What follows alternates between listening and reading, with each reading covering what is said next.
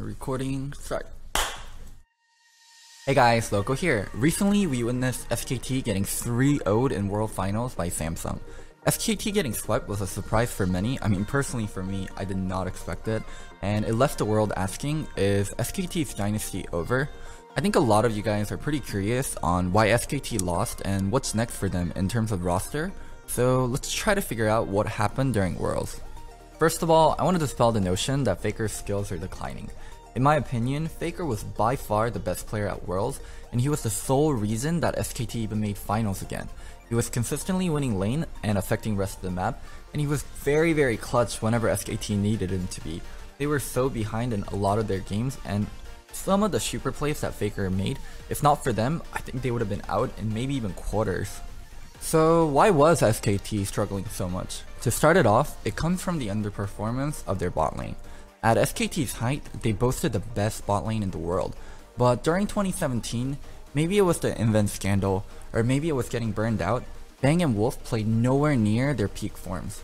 They were often getting smashed in 2v2 and constantly required help from jungle and mid.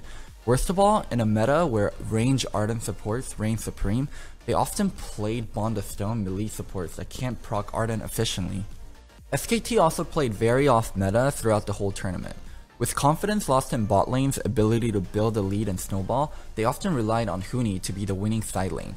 In a meta where Cho'Gath, Maokai, Shen were the most popular top champs, Huni opted for carries such as Jace, Gnar, Trundle, or Camille.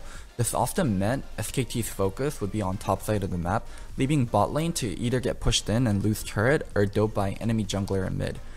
Also, SKT's biggest strengths in the past have been playing meta and being able to just smash teams with brute force and great laning, and this changed completely for them in this tournament. Lastly, SKT's dual jungle usually gave them the edge over opponents in a best of 5 in the past, being able to sub out a struggling Blank with an adapted Bengi, but this year both junglers were nothing but mediocre. There were always questions regarding how Peanut's aggressive and carry focused playstyle would mesh with SKT's, and while Blank plays more supportive and vision oriented, splitting time with Peanut this year didn't allow him the time to develop as much as he needed to. So in the end, SKT was left with 2 mediocre junglers that they had to swap in and out based on form.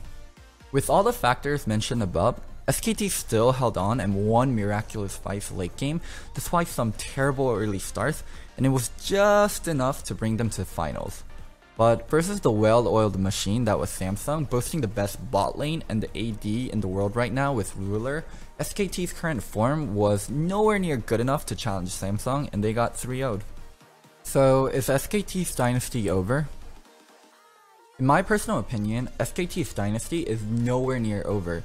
The biggest advantage they have over other orgs are Faker, and the kind of culture and name value that the SKT organization has.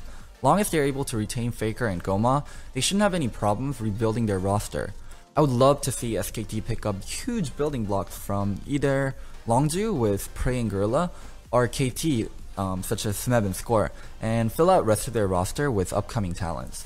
Despite being second place this year, they are still the favorites to win World for 2018 in my opinion, and I'm very excited to see what they can do with their roster this year.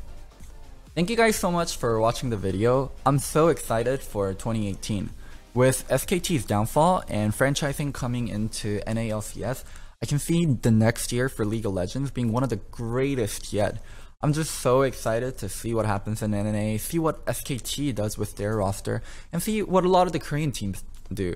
Will Longju finally get back on form again and build another super team? What's going to happen to KT? They really disappointed a lot of fans this year, and I'm not sure what's going to happen. And also for NA, there's so many new teams coming in, the NBA teams, Optic.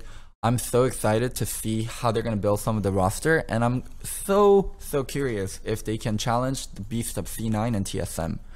Thank you guys so much for tuning in once again. Don't forget to subscribe and like and comment on the videos. I'll try my best to get back to you. Oh, and one more thing. I'm not crazy, I'm Loco.